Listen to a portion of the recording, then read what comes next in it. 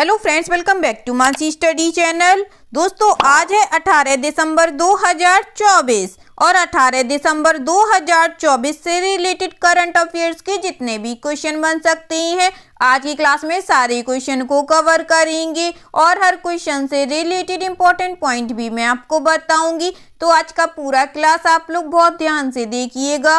और दोस्तों, ये क्लास आपकी मॉर्निंग सुबह 7 AM पे डेली लाइव आती है। आप सभी लोग सुबह 7 बजे इस क्लास के लिए तैयार रहा करिए। इससे आपकी तैयारी करंट अफेयर्स में बेहतर होने वाली है और आगे आने वाले सभी एग्जाम में आप लोग करंट अफेयर से रिलेटेड जितने भी टाइप के क्वेश्चन एग्जाम हॉल में पूछे जाते हैं, आप उन सभी टाइप के क्वेश्चन का आंसर बहुत इजीली दे पाएंगे। तो चलिए देरी ना करते हुए आज के पहले क्वेश्चन पर आते हैं।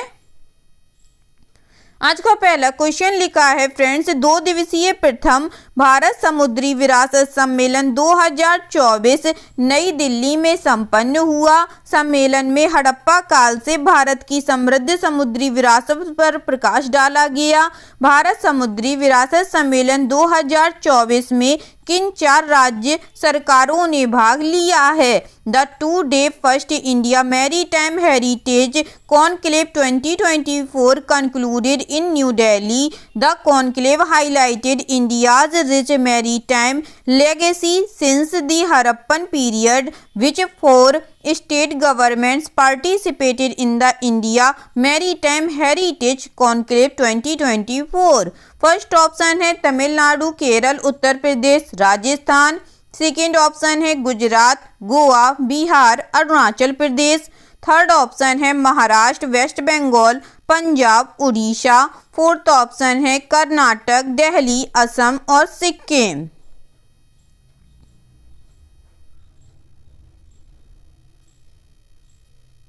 जल्दी से बताइएगा दोस्तों, भारत समुद्री विरासत 2024 में किन 4 राज्य सरकारों ने भाग लिया है?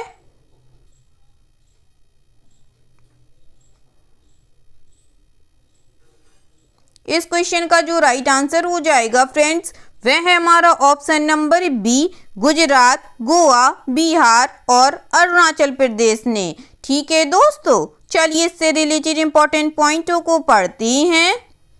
2 दिवसीय प्रथम भारत समुद्री विरासत सम्मेलन 2024 नई दिल्ली में संपन्न हुआ। सम्मेलन में हड़प्पा काल से लेकर अब तक भारत की समृद्ध समुद्री विरासत पर प्रकाश डाला गया।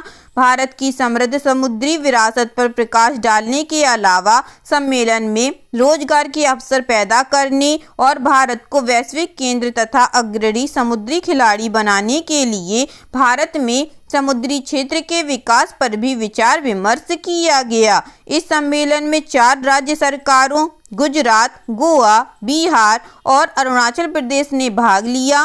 केंद्रीय पत्तन, पोत परिवहन और जलमार्ग मंत्रालय ने भारत समुद्री विरासत सम्मेलन 2024 का आयोजन किया है। ठीक है दोस्तों, चलिए आगे बढ़ते हैं और नेक्स्ट क्वेश्चन देखते हैं। नेक्स्ट क्वेश्चन लिखा है फ्रेंड्स, उत्तराखंड के मुख्यमंत्री पुष्कर सिंह धामी ने देहरादून में 10वें विश्व आयुर्वेद कांग्रेस और आरोग्य एक्सपो 2024 का उद्घाटन किया।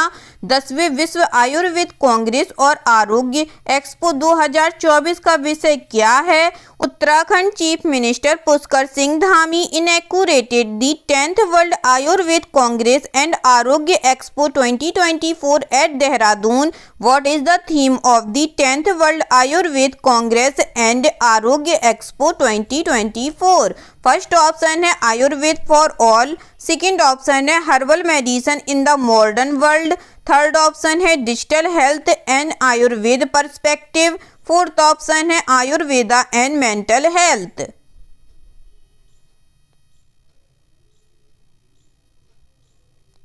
जल्दी से बताइएगा दोस्तों, 10वें विश्व आयुर्वेद कांग्रेस और आरोग्य एक्सपो 2024 का विषय क्या है?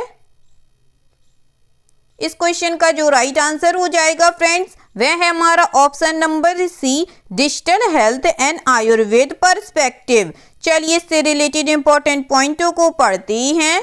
उत्तराखंड के मुख्यमंत्री पुष्कर सिंह धामी ने देहरादून में 10वें विश्व आयुर्वेद कांग्रेस और आरोग्य एक्सपो 2024 का उद्घाटन किया।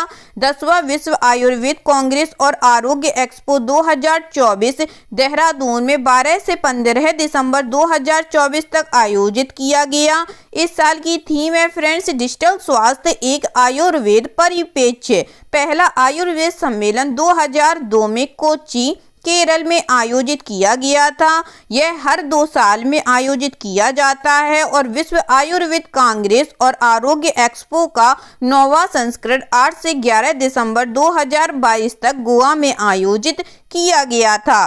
ठीक है दोस्तों, चलिए आगे बढ़ते हैं, नेक्स्ट क्वेश्चन देखते हैं।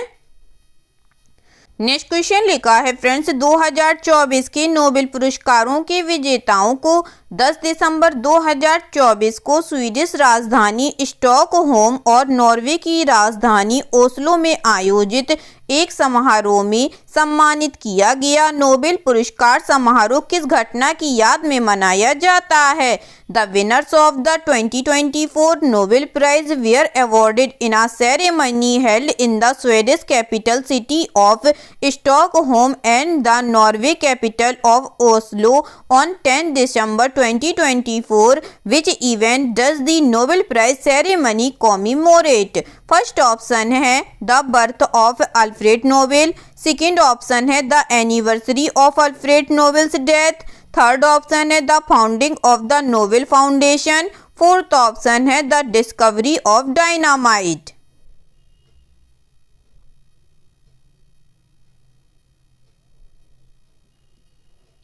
जल्दी से बताइएगा दोस्तों, नोबेल पुरस्कार समारोह किस घटना की याद में मनाया जाता है?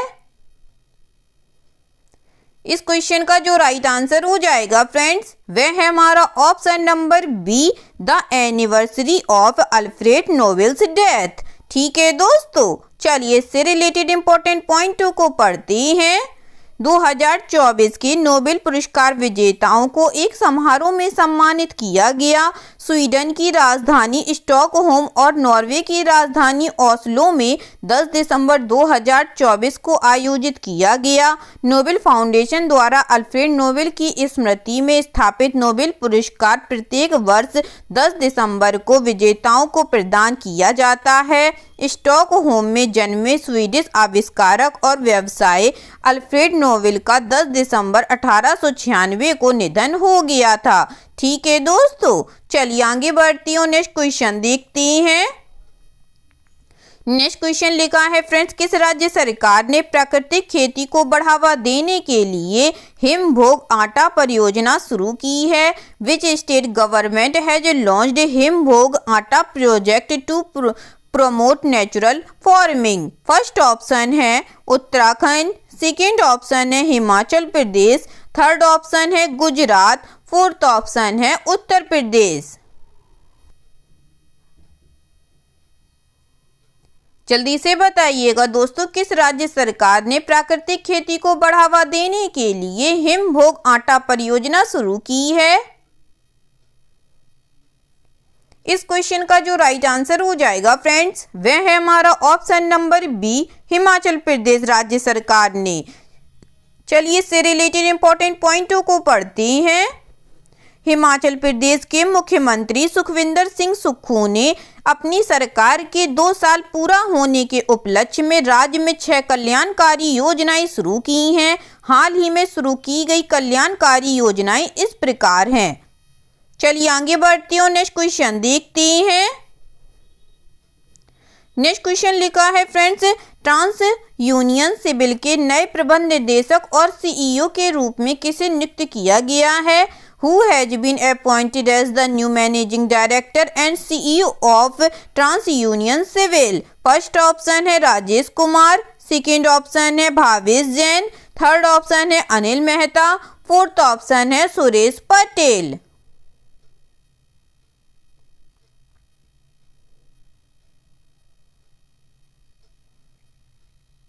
जल्दी से बताइएगा दोस्तों, ट्रांस यूनियन सिविल के नए प्रबंध निर्देशक और सीईओ के रूप में किसे नियुक्त किया गया है? इस क्वेश्चन का जो राइट आंसर हो जाएगा फ्रेंड्स वह है हमारा option number B, Bhavesh Jain को। चलिए इससे रिलेटेड इंपॉर्टेंट पॉइंटों को पढ़ते हैं। ट्रांस यूनियन सिविल ने भावेश जैन को अपना प्रबंध निर्देशक और सीईओ नियुक्त किया है। वे राजेश कुमार की जगह लेंगे, जिन्होंने 5 साल तक इस पद पर रहने के बाद इस्तीफा दे दिया था। राजेश ने वित्तीय सेवाओं में 32 साल के निरंतर करियर के बाद आगे बढ़ने का फैसला किया है। जैन, जिन्होंने 5 साल तक मुख्य राजस्व अधिकारी के रूप में काम किया, अब शीर्ष पद संभालेंगे। ठीक है दोस्तों, चलिए आगे बढ़ती हूँ, नेक्स्ट क्वेश्चन देखते हैं। नेक्स्ट क्वेश्चन लिखा है फ्रेंड्स, बेंगलुरु में अबर द्वारा शुरू की गई महिलाओं के लिए विशेष बाइक टैक्सी सेवा का नाम क्या है? What is the name of the women exclusive bike taxi service launched by Abar in Bengaluru? First option है अबर बाइक वोमेन, सेकेंड ऑप्शन है मोटो वोमेन, थर्ड ऑप्शन है अवर सी राइड्स, फोर्थ ऑप्शन है वोमेन राइडर कनेक्ट।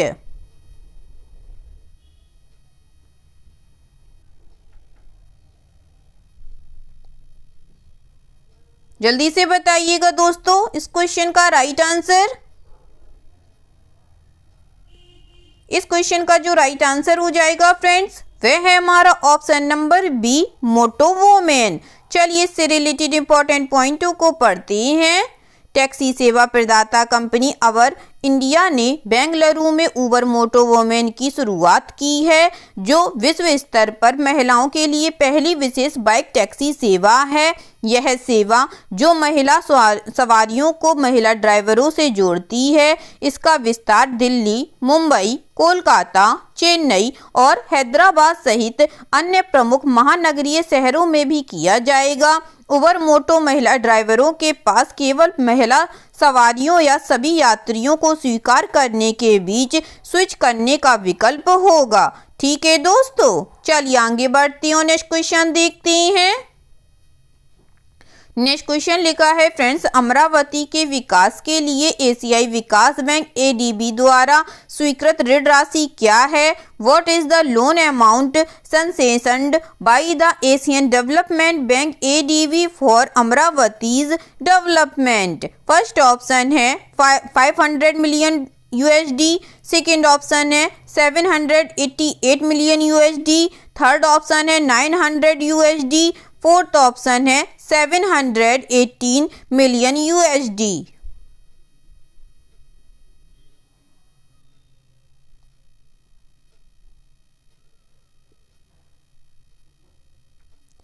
जल्दी से बताइएगा दोस्तों, अमरावती के विकास के लिए एशियाई विकास बैंक द्वारा स्वीकृत ऋण राशि कितनी है?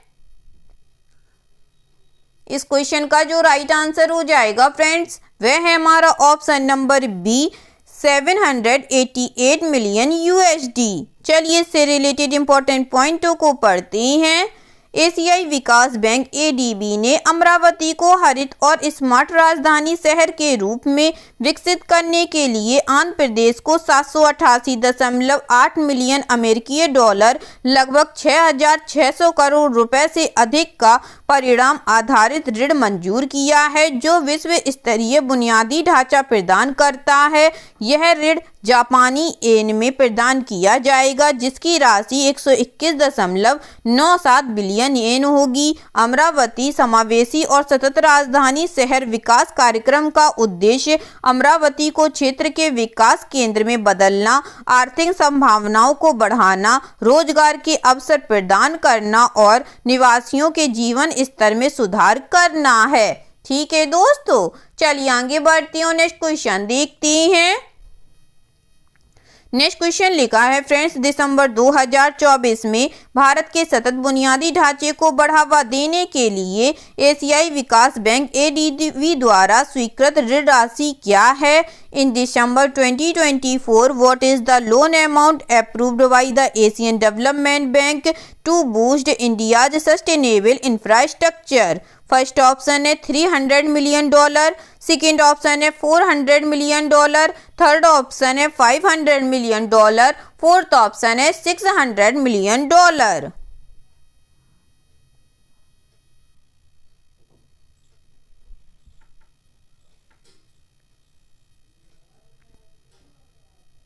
जल्दी से बताइएगा दोस्तों, दिसंबर 2024 में भारत के सतत बुनियादी ढांचे को बढ़ावा देने के लिए एशियाई विकास बैंक द्वारा स्वीकृत ऋण राशि क्या है?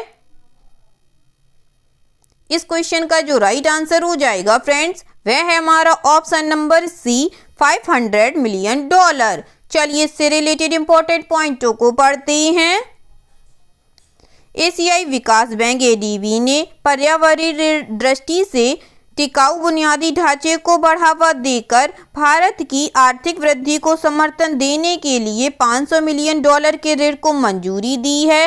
Bharat infrastructure finance company limited को संप्रभु गारंटी के साथ एडीबी ऋण सतत बुनियादी ढांचे के विकास को बढ़ावा देगा। इससे IIFCL को कनेक्टिविटी और ऊर्जा परिवर्तन पर ध्यान केंद्रित करने वाली बुनियादी ढांचा परियोजनाओं के साथ साथ शहरी परियोजनाओं, शिक्षा और स्वास्थ्य देखभाल जैसे कम संसाधन वाले क्षेत्रों के लिए दीर्घकालिक पूंजी उपलब्ध कराने में मदद मिलेगी। ठीक है दोस्तों, चलिए आगे बढ़ते हैं, नेक्स्ट क्वेश्चन देखते हैं। नेक्स्ट क्वेश्चन लिखा है फ्रेंड्स, उभरते बाजार व्यापार के लिए वित्त पोषण में कमी को पूरा करने के लिए $1 बिलियन तक के मूल्य के व्यापार लेन देन को वित्त पोषण प्रदान करने के लिए किस संगठन ने HSBC के साथ साझेदारी की है? Which organization has partnered with HSBC to provide funding for trade transactions worth up to $1 billion to bridge the funding gap for emerging market trade? First option है international monetary fund, second option है world trade organization, third option है international finance corporation, fourth option है Asian development bank.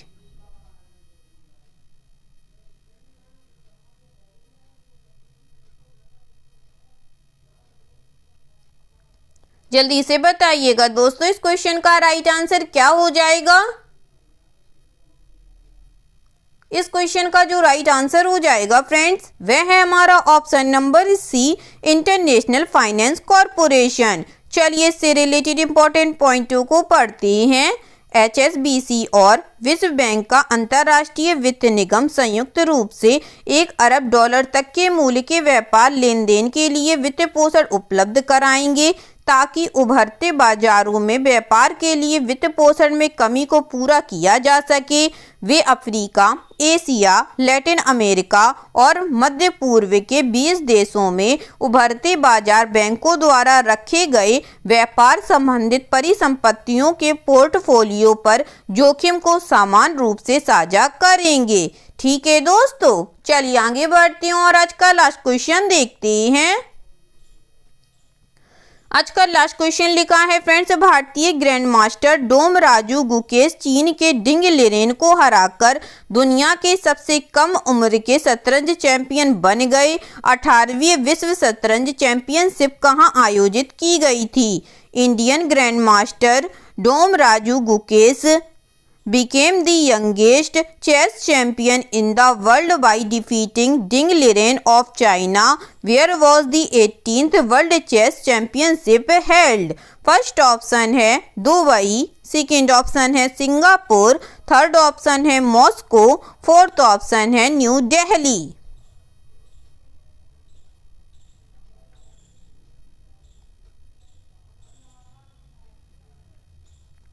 जल्दी से बताइएगा दोस्तों, 18वीं विश्व शतरंज चैंपियनशिप कहां आयोजित की गई थी? इस क्वेश्चन का जो राइट आंसर हो जाएगा फ्रेंड्स, वह है हमारा ऑप्शन नंबर बी, सिंगापुर में। चलिए इससे रिलेटेड इंपॉर्टेंट पॉइंटों को पढ़ते हैं। भारतीय grand master Dommaraju Gukesh विश्व के सबसे युवा शतरंज चैंपियन बन गए। गुकेश ने सिंगापुर में फिडे विश्व शतरंज चैंपियनशिप के 14वें और अंतिम मैच में चीन के डिंग लेनेन को हराकर 18वीं विश्व शतरंज चैंपियनशिप जीतकर इतिहास रच दिया।